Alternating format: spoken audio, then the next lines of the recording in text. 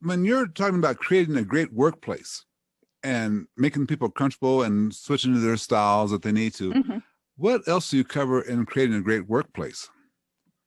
You Well, call it creating a winning workplace, right?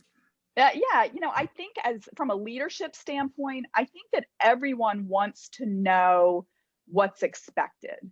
Oh, And I think it can be very helpful. Actually, I think that this is a big role of people in leadership is to create context so that, people aren't being micromanaged like, okay, just do this next, do this next, do this next, but that they understand like what does the big picture look like and what's my part of that? Because when you can paint that picture and you can put what somebody's job is or what their responsibilities are in the context of the overall hmm. business objectives, people start to feel a sense of ownership. And when people feel ownership, you do not need to stay on top of them to make sure they do their job. They just get a sense of satisfaction out of knowing like I own this and I feel proud of the work that I'm doing, and I feel confident about taking action because I understand what the expectations are. And really that's the job of a leader. The job of the leader is not to like be looking over somebody's shoulder all the time. It's to, to set that, or to paint the picture of the vision, to put the context in place. If there are gaps, that might mean that you got to put training in place, Right, but right. don't personalize it and say, oh, that person's a bad employee. The first thing to say is like, what can I do as a leader to set them up for success? Okay, you have to stop. We just have to stop for a second here, because what you're saying is that people like to know what they're expected to do. They like to have their expectations. It's that simple. People like to have ownership of the job. It's that simple. Is it that simple? It is that simple.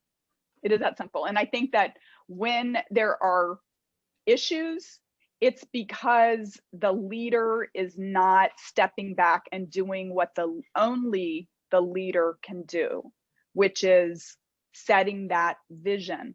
Now listen, I'm not going to say that there aren't situations where you don't have the right person in the right role, but Right. don't make an assumption right off the bat that the person is the problem. It really could be that, you as the leader are not being clear with the people. Like you could have great people, Yes. but if they don't know where they're going, they're going to be milling around, or maybe they're going to be, fooling around because they don't know what they're supposed to be doing. I think the majority of people want to do a good job. They want to come to work, they want to Hmm. work Hmm. hard, they want to earn their paycheck, and they want to do a good job. But it's got to be clear what's expected of them for them to do that. And every once in a while, yeah, you're going to have somebody who is a bad employee, right? That wants to get a paycheck and they don't want to work hard for it. But that's like the vast exception. Most people, Yes. if you set clear expectations, they're going to come in and work hard and do a good job. No, it always amazes me talking about creating or accepting clear expectation. It always amazes me when you can ask people, well, how do you know you're doing a good job? Not how do you know, but how does your boss know you're doing a good job? And I always point to the KPIs. What are the top three key Hmm. performance indicators that you're supposed to be doing to get it to do a great job? Yeah. That's the failure of your leadership, is what you're saying. If that frontline worker or the mid-level manager doesn't know how they're being gauged to do a good job. Yeah. That's to Yeah. me what you're Yeah. saying.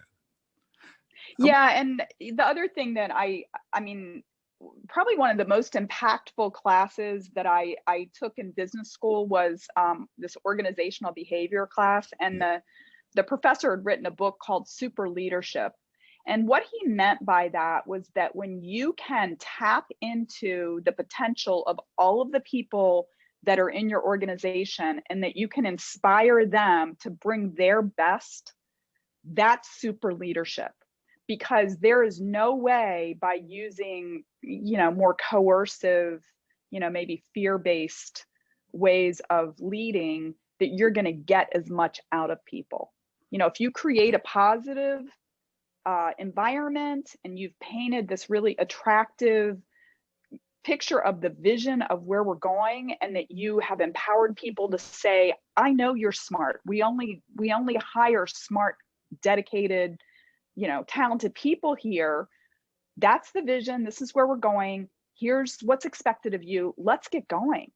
Like, you're going to get so much more out of people than if you're like, I'm only going to tell you what the next step is, right? That's very quickly demotivating. If, micromanaging is very demotivating to people, because they feel like they don't matter personally. They're like, oh, I'm Right. just a body in a seat. They don't care about what I think or my ideas.